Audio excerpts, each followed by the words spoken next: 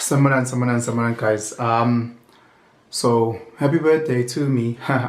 Thank you so much. I already saw so many well wishes on the social platforms, even in my last video. People were saying happy birthday. So ngiyabonga, guys. Just let you guys know, I managed to get a camera. So it's a Canon camera that I'm gonna just be trying to record with. So I'm gonna be playing around. Please don't judge me too harshly if it's not the exact quality, or if they're struggling with the editing is gonna come later. I'm still gonna just press record and then upload it and see what it looks like and what it sounds like. So with time, as the channel grows, start getting mics, better lighting, and then hopefully some of you guys who are very skilled at editing can say, hey, we'll edit the videos for free. I don't know, but so I had alluded last week in one of the videos, Guti, an older lady had asked me around my views on Andrew Tate, and I saw her today around where I work and chopping it up, chatting, and it had come from the movie or the miniseries Adolescence, and Adolescence, on Netflix. So it's a 4-part miniseries, and it's crazy because she asked me from that point and I was just in my own mind, I wasn't even considering that's where it's coming from an older lady with kids.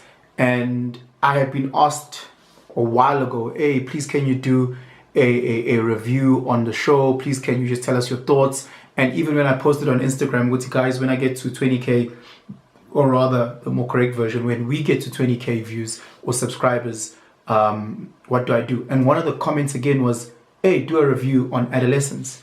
So it is a movie written by Stephen Graham and a gentleman by the name of Jack Thorne. So Stephen Graham is a really good actor. He acts on the movie Snatch. That's my all-time favorite movie.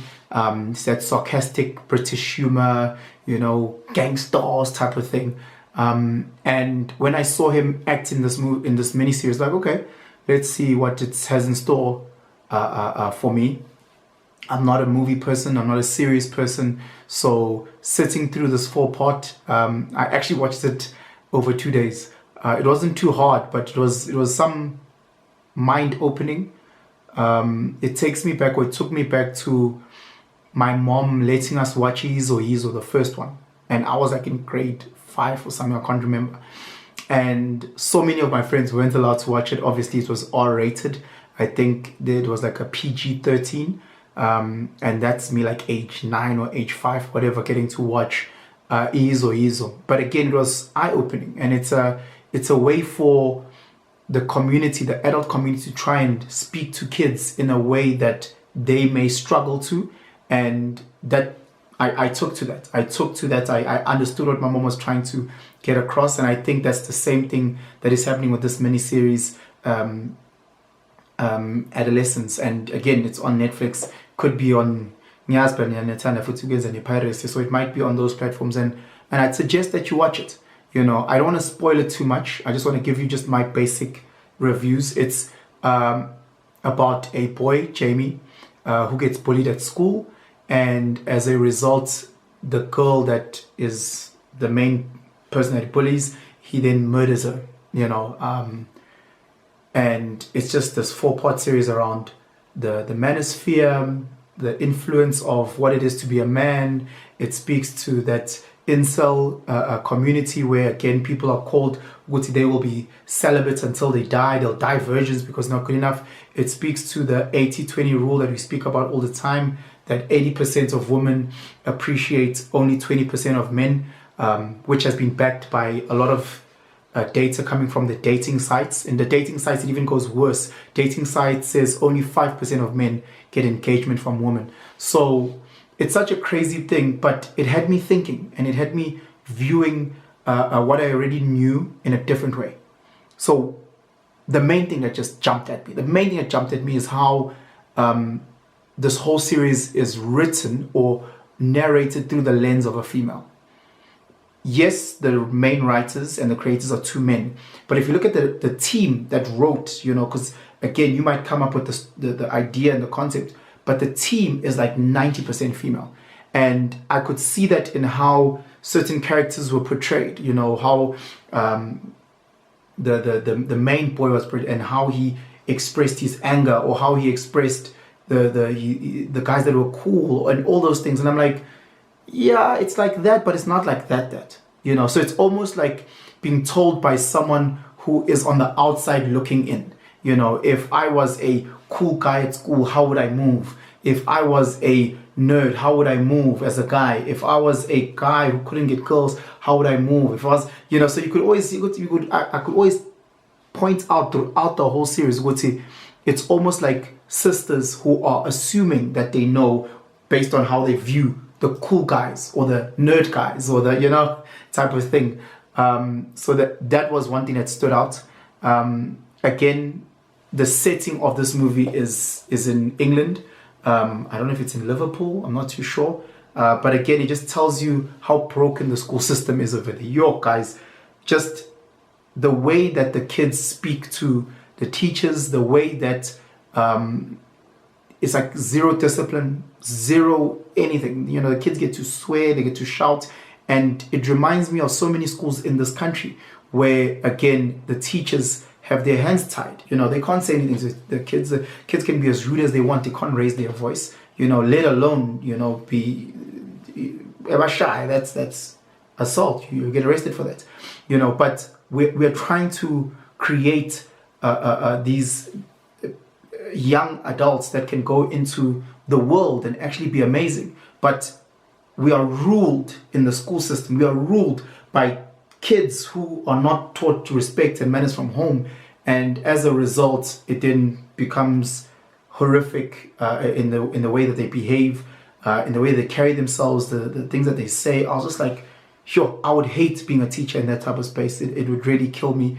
But I know many teachers who will be watching that type of movie will relate with the classroom management or the lack thereof within those spaces. So I looked at it and I was like, ugh. Again, as a father, watching this journey, watching how the child was moving and the lies that he was saying, I've been a child and I'm a father. So I used to lie through my teeth. Still lie. Still lie, and I'm old. So it's so crazy how you watch these kids who are lying and how as adults we just believe whatever we want to believe. Now we need hardcore truth, or else never my child would never do that. My child couldn't do that. And watching the whole journey of how the parents then blame themselves. This series, what I think was trying to achieve was we've allowed for our kids to be now raised by social media. This is what I'm assuming is trying to be the story. We've allowed for our kids to be raised by social media. And now that they are raised by social media and we're neglecting them, what is social media teaching our kids? What are they teaching them to be pro-LGBTQ community? Are they teaching them to become these manosphere, masculine men that are chauvinists and, talk shit about females all the time? What is it that we're teaching them?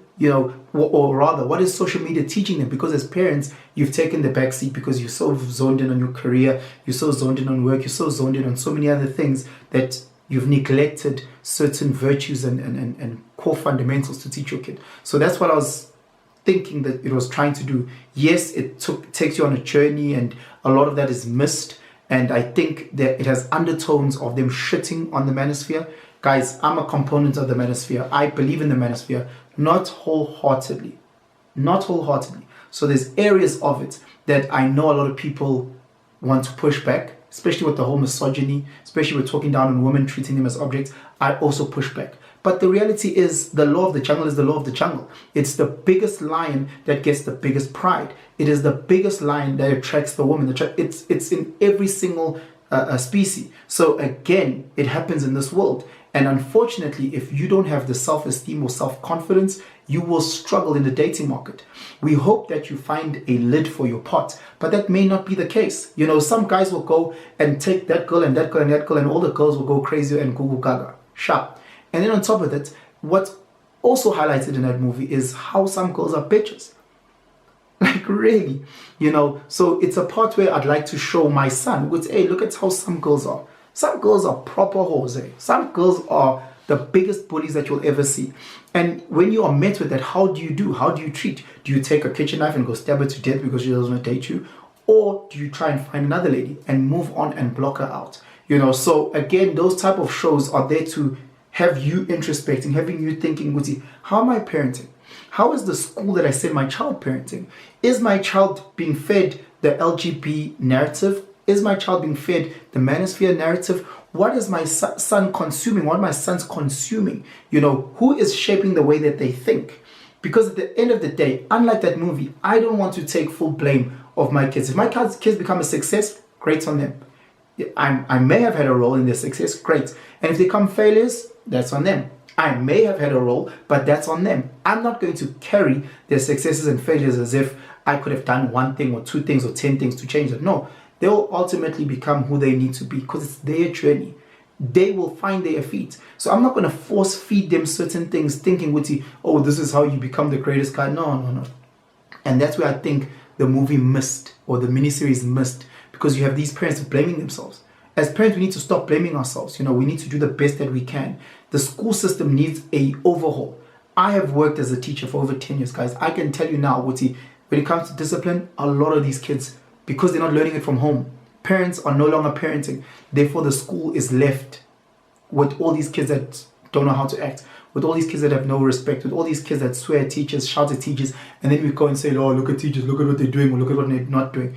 Yes, of course, there's horrible teachers. Yes, of course, we get that. You know, I was just generalizing with a lot of the stuff from the movie. I was cringing, because ultimately the child is also his own person, you know. So do yourselves a favor, watch the movie, or the miniseries, try and break it down.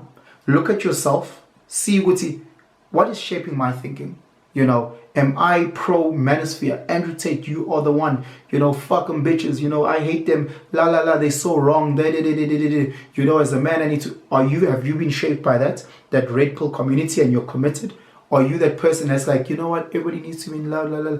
Are you the nerd that doesn't get the girls, you know, and are struggling with your own self-esteem and self-confidence, and find yourself not knowing how to express your anger?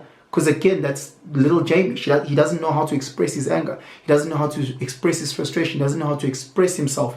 And as a result, he moves the way that it moves, which is very, very dangerous. You know, are you a parent who's actually has no clue what to do, who doesn't know what their next step is when it comes to parenting? Are you a teacher who's given so many kids in the class and not know how to manage and classroom dynamics? So again, it's a good conversational piece. I'm hoping maybe to segment it, and rather than me just speaking ngapa, to have like, okay, adolescence, this one part, let me explain it. Okay, adolescence, this second part, let me tell you what I believe.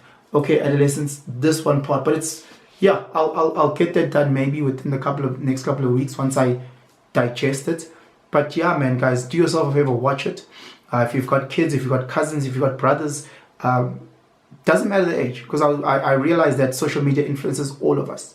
A lot of our thinking is not our thinking. It's literally what we're being fed. You know, the news channel that you watch or the political party that you vote for is feeding you this. The type of influences that you follow, those are the people that are influencing how you think. So you're no longer thinking, they're thinking on your behalf. So again, guys, thank you for all the birthday wishes. I truly appreciate that. I'm 36 today. Damn. Father of 4 beautiful sons. Truly, truly blessed. Yeah, but let me know what you guys think in the comments below. How can we continue this discussion? If there's anything that you guys would like me to cover, I get a lot of DMs about people's own personal challenges, and I'm trying to get to all of them. Guys, please give me time. Now I'm also got my work commitments, I've got my family commitments, but I'm also committed to the channel in terms of making it grow and trying to get to everyone. But yeah, please subscribe if not yet subscribed. Share this video far and wide. Hit that like and that notification bell. Guys, Gansanda, have yourselves a fantastic day. I'm out.